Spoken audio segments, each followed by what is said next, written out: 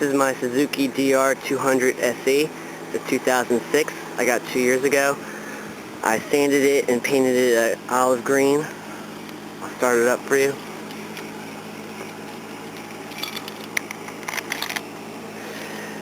There's a choke down here. If you pull it all the way out, it's on full choke. Half is half choke and all the way in is no choke. There's also an idle screw here. If you tighten it, it'll rev higher and will install, but it gets hot easily.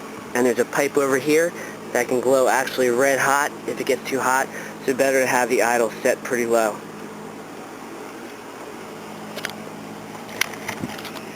I rode this earlier, so it'll probably start without the choke, but I'll put it on anyway. There's half choke.